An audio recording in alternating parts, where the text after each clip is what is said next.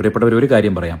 കോൺഗ്രസ് പാർട്ടിയിൽ മുഖ്യമന്ത്രിയാവാൻ യോഗ്യതയുള്ള ഒന്നിലേറെ പേരുണ്ട്. ശ്രീ രമേശ് ചെന്നിത്തലയും ശ്രീ വി ഡി സതീശനും ശ്രീ കെ സി വേണുഗോപാലും ഉൾപ്പെടെയുള്ള വലിയൊരു വൈബ്രന്റ് ലീഡർഷിപ്പ് കോൺഗ്രസിനുണ്ട്. അത് കോൺഗ്രസിന്റെ ദൗർബല്യമല്ല, അത് കോൺഗ്രസിന്റെ കരുത്താണ്. വിശാലമായിട്ടുള്ള ഒരു ജനാധിപത്യ പ്ലാറ്റ്ഫോമായിട്ടുള്ള കോൺഗ്രസ് പാർട്ടിക്ക് വൈബ്രന്റ് ആയിട്ടുള്ള ഒരു വലിയൊരു ലീഡർഷിപ്പ് ഉണ്ട് എന്നുള്ളത് നിങ്ങൾ ഇടതുപക്ഷത്തെ വെച്ച് നോക്കുന്ന സമയത്ത് അവർക്ക് മറ്റ് നേതാക്കന്മാരില്ല, പിണറായി അല്ലാതെ മറ്റൊരു പേര് പോലും അവർക്ക് പറയാനില്ല. പക്ഷേ ഇത് കോൺഗ്രസിന്റെ കരുത്താണ്, കോൺഗ്രസിന്റെ ദൗർബല്യമല്ല എന്നുള്ളത് മനസ്സിലാക്കണം. അതുകൊണ്ട് തന്നെ മുഖ്യമന്ത്രി സ്ഥാനാർത്ഥിയെ ചൊല്ലിയുള്ള ചർച്ചകൾ മാധ്യമ സ്ഥാപനങ്ങൾ നടത്തുന്നതും അതുപോലെ തന്നെ സാമൂഹ്യ മാധ്യമങ്ങൾ നടത്തുന്നതുമൊക്കെ ഈ പാർട്ടിക്കുള്ളിൽ പ്രശ്നങ്ങൾ ഉണ്ടാക്കാനും UDF അധികാരത്തിൽ വരുമെന്ന് കണ്ടപ്പോൾ എങ്ങനെയെങ്കിലും കുത്തിത്തിരിപ്പുണ്ടാക്കാനുമുള്ള പരിശ്രമങ്ങളാണ്. അത് തിരിച്ചറിയാൻ UDF പ്രവർത്തകർക്ക് സാധിക്കുമെന്നാണ് ഞാൻ ഉറച്ചു വിശ്വസിക്കുന്നത്. മുഖ്യമന്ത്രി സ്ഥാനാർത്ഥിയെ കോൺഗ്രസിന്റെ മുഖ്യമന്ത്രി ആരാവണമെന്നൊക്കെ അത് ഹൈക്കമാൻഡ് തീരുമാനിക്കും. അതിനൊരു പ്രോസസ്സുണ്ട്. ആ പ്രോസസ്സിനനുസരിച്ച് മുഖ്യമന്ത്രി സ്ഥാനാർത്ഥി വരും. ആ മുഖ്യമന്ത്രിയാവാൻ യോഗ്യതയുള്ള ഒന്നിലധികം നേതാക്കന്മാർ ഞങ്ങൾക്കുണ്ട്. അത് ഞങ്ങൾക്ക് അഭിമാനകരമായിട്ടുള്ള കാര്യമാണ്.